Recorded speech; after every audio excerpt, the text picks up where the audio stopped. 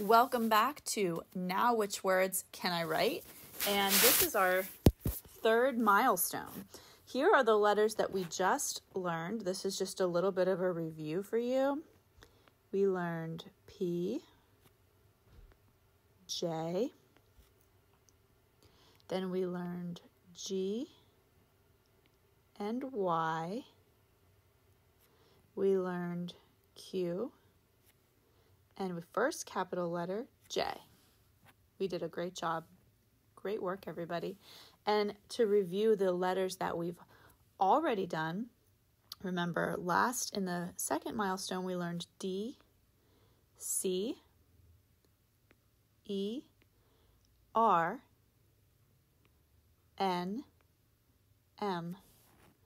And of course, the very first milestone, we learned I, U, T, L, and A. Look how many letters you have learned. You can be really, really proud of yourself. Today, we're going to practice writing a few words together. The first word is jump. We're going to practice our capital J. You can also try to practice writing it with a lowercase j. Then we're going to write the word yell, quit, get, and mail. So those are the words. Of course, you can use any of the line spacings that make you feel most comfortable as we go through this today. And so I'm going to just change my color, and I'm going to start with the first line, and I'm going to do a capital J, U, M, P.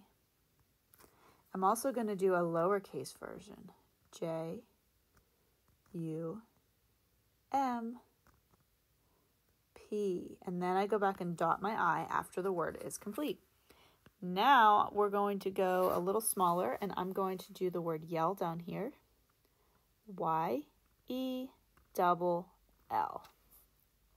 Quit is a review word. We did this while we were doing the letter Q. And I see my U, I dot my I, I cross my T, quit. Then I have the word get, G, E, T. And my last one is mail, M, A, I, L, dot my I. So you can go ahead and practice these words on your own.